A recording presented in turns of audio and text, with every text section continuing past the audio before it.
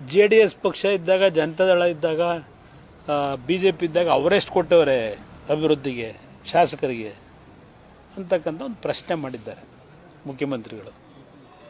ನಾನು ಮುಖ್ಯಮಂತ್ರಿಗಳಿಗೆ ಸವಾಲಾಗ್ತಕ್ಕಂಥದ್ದು, ಓಪನ್ ಚರ್ಚೆಗೆ ನಾನು ಸಿದ್ಧ ಇದ್ದೇನೆ. ನಾನು ಸ್ವತಂತ್ರವಾಗಿ ಈ ನಾಡಿನ ಜನ 5 ವರ್ಷದ ಸರ್ಕಾರ ನನಗೆ ಕೊಟ್ಟಿಲ್ಲ. ನಾನು ಸರ್ಕಾರ ಕೆಲವು ಭಾಗದಲ್ಲಿ 38 ಜನ 40 ಜನ ಗೆಲ್ಲಿಸಿದಾಗ ಏನು ಸರ್ಕಾರ ಮಾಡಿದ್ದೆ. 2006-07 ಮೊನ್ನೆ ಯಾರೋ ಬಂದವರು ಹೇಳ್ತಾ ಇದ್ರು, ಕೃಷ್ಣದೇವರಾಯನ ಕಾಲದ ಆಡಳಿತ ಏನು ಅನ್ನೋದನ್ನ ನೀವು ತೋರಿಸಿದ್ರಿ ಅಂದರು.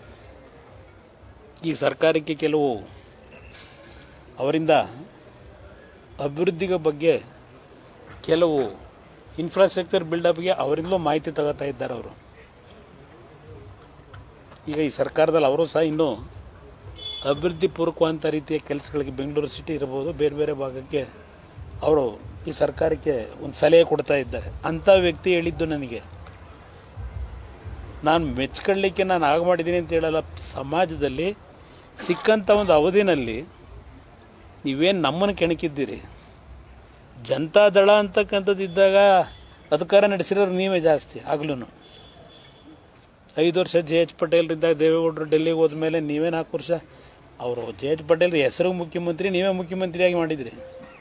ಅವತ್ತು ಸಹ ಬೆಂಗಳೂರು ನಗರ ಗುಂಡಿ. ಇವತ್ತು ನನಗೆ ಜ್ಞಾಪಕದಲ್ಲಿದೆ, ಜನ ಮಾತಾಡ್ತಾ ಇದ್ದಿತ್ತು.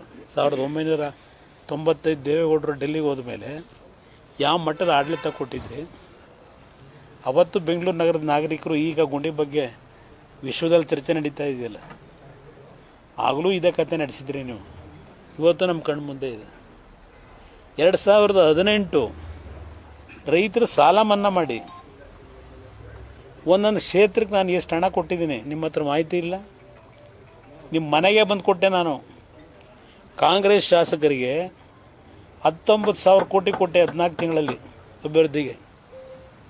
ಮೊನ್ನೆ ಡೆಲ್ಲಿಲಿದ್ದಾಗ ಒಬ್ಬರು ಸೀನಿಯರ್, ಅದು ಮೊದಲು ನಮ್ಮ ಪಕ್ಷದಲ್ಲೇ ಇದ್ದವರು, ಸೀನಿಯರ್ ಲೀಡ್ರ್ ಈ ಕಾಂಗ್ರೆಸ್ನಲ್ಲಿ ಬಂದು ಹೇಳ್ತಾರೆ, ನನ್ನ ಆರೋಗ್ಯ ವಿಚಾರಿಸಕ್ಕೆ ಬಂದವರು, ನಾನು ನಿನ್ನ ಕಾಲದಲ್ಲಿ ಏನು ಕೊಟ್ಟಿದ್ದೆ 2018 ಅದೇ ಈಗಲೂ ಕೆಲಸ ನಡೀತಿದೆ ಅಂತಾರೆ. ಇದು ನಾನು ಯಾವ ರೀತಿ ನಡ್ಕೊಂಡಿದ್ದೀನಿ ಸಿದ್ದರಾಮಯ್ಯನವರೇ, ಲಘುವಾಗಿ ಮಾತನಾಡಬೇಡಿ.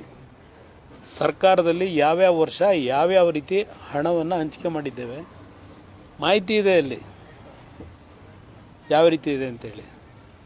ಇವತ್ತು ಹೇಳ್ತೀನಿ, ಈ ಕಾರ್ಯಕ್ರಮಗಳು ಕೊಟ್ಟು ಸಹ ಈ ಸರ್ಕಾರಕ್ಕೆ ಶಕ್ತಿ ಕೊಟ್ಟಿದ್ದಾರೆ, ಜನ ದುಡ್ಡು ಕೊಟ್ಟಿದ್ದಾರೆ. ಅದರಿಂದ ಈಗ ನೋಡಿ, ಅದೇನೋ ಇಲ್ಲೂ ಘೋಷಣೆ ಮಾಡೋದ್ರೇನಪ್ಪ, ಅದೆಂಥದ್ದು ನಮ್ಮ ರೈತರಿಗೀಗ 17,500, 25,000, 31,000 ಸ್ಟೇಜನ್ನು ಹೇಳ್ಬಿಟ್ಟು ಹೋಗೋರಲ್ಲ. ತೋಟಗಾರಿಕೆ ಬೆಳೆ, ನೀರಾವರಿ ಬೆಳೆ, ಡ್ರೈಲ್ಯಾಂಡ್ ಬೆಳೆ, ಇದಕ್ಕೆಲ್ಲ ಹೇಳೋರಲ್ಲ 8,000 ಜಾಸ್ತಿ ಸಿಗ್ತದೆ ಅಂತೇಳಿ. ಇನ್ನು ಸಿಗಬೇಕಲ್ಲ ಅಲ್ಲಿ ರೈತನಿಗೆ. ಕೇಂದ್ರ ಸರ್ಕಾರಕ್ಕೆ ಒಂದು ವೀಕ್ಷಣೆ ಮಾಡಲಿಕ್ಕೆ, ಒಂದು ವರದಿ ತಗೊಳ್ಳಿಕ್ಕೆ ಕೇಂದ್ರ ಸರ್ಕಾರದ ಅಧಿಕಾರಿಗಳು ಕಳಿಸಿ ಅಂತ ಇವತ್ತಿನವರೆಗೂ ಕೊಟ್ಟಿದ್ದೀರೋ ಇಲ್ಲೋ ಗೊತ್ತಿಲ್ಲ ಅರ್ಜಿನ. ಇಲ್ಲ ನಿಮ್ಮ ಅಧಿಕಾರಿಗಳು ರೈತರಿಗೆ ಇವೇನು ಬೆಳೆ ಹಾಳಾಗಿದೆ ಆ ಬೆಳೆ ಕಿತ್ತಾಕ್ಬೇಡಿ, ಹಿಂಗೆ ಇರಬೇಕು ಅಂತಾರಂತೆ ಉತ್ತರ ಕರ್ನಾಟಕದಲ್ಲಿ. ಈಗ ಹಿಂಗಾರು ಮತ್ತೆ ಪ್ರಾರಂಭ ಆಗುತ್ತೆ. ಆ ಬೆಳೆ ಅಂತೂ ಹೋಯ್ತು, ಸರ್ವನಾಶ ಆದರು ರೈತರು. ಈಗ ಮತ್ತೊಂದು ಬೆಳೆ ಬೆಳೀತಾರೆ, ಅದನ್ನು ಈಗ ಹಾಕೋದು ಹೆಂಗೆ?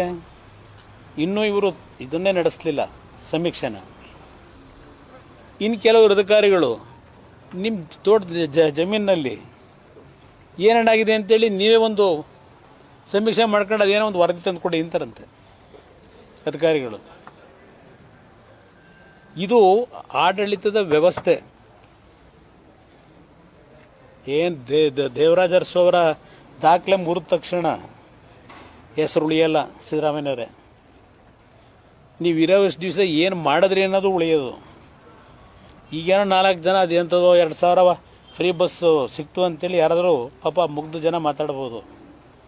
ಆದರೆ ಶಾಶ್ವತವಾದ ಕೆಲಸಗಳು ಎಷ್ಟರ ಮಟ್ಟಿಗೆ ನೀವು ಮಾಡಿದ್ದೀರಿ ಅಂತಕ್ಕಂಥ ಪ್ರಶ್ನೆ ಈಗಾಗಲೇ ಶುರುವಾಗಿದೆಯಲ್ಲ ಬೆಂಗಳೂರು ನಗರದಲ್ಲಿ.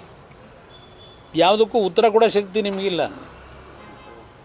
ಮೊನ್ನೆ ಒಬ್ಬ ಇವರು ಹೇಳ್ತಾರೆ ಕೈಗಾರಿಕೋದ್ಯಮಿ ಸರ್ ನಮಗೆ ತಮಿಳುನಾಡಿನಲ್ಲಿ ಅಲ್ಲೆಲ್ಲೋ ಆಂಧ್ರ ಪ್ರದೇಶದಲ್ಲಿ ಸಬ್ಸಿಡಿ ಕೊಡ್ತೀವಿ ಬನ್ನಿ ಅಂತಾರೆ, ನೀವಿಲ್ಲೇನು ನಮಗೆ ಎನ್ಕರೇಜ್ಮೆಂಟ್ ಕೊಡ್ತಾ ಇಲ್ಲ ಅಂತ.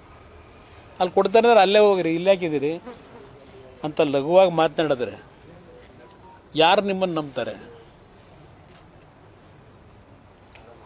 ಅದರಿಂದ ತಿತ್ಕೊಳ್ಳಿ. ಇನ್ನು 2.5 ವರ್ಷ ಇದೆ, ನೀವು ತಿಳ್ಕೊಂಡಿರ್ಬೋದು ಆ ದುಡ್ಡು ಏನು ಅಪಮಾರ್ಗದಲ್ಲಿ ಮಾಡಿದಿರಲ್ಲ, ಅದೇ ಮತ್ತೆ ಇನ್ನೂ ಒಂದು ಬಾರಿ 2 ಬಾರಿ ಇನ್ನೂ 10 ವರ್ಷ 15 ವರ್ಷ ಬರ್ತೀವಿ ಅಂತ ಹೇಳಿ ಯಾವ ಕಾರಣಕ್ಕೂ ಸಾಧ್ಯ ಇಲ್ಲ.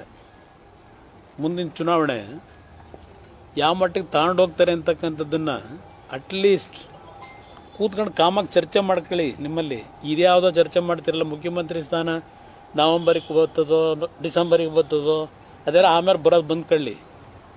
ಆದರೆ ಪರ್ಮನೆಂಟಾಗಿ ನೀವು ಹೋಗ್ತಿರಲ್ಲ, ಜನ ತೀರ್ಮಾನ ತಗೋತಾರಲ್ಲ, ಅದು ಆಗ ಡ್ಯಾಮೇಜ್ಗಿಂತ ಮುಂಚೆ ಸರಿಪಡಿಸ್ಕೊಳ್ಳೋಕ್ಕಾದರೂ ಯೋಚನೆ ಮಾಡ್ಕೊಳ್ಳಿ.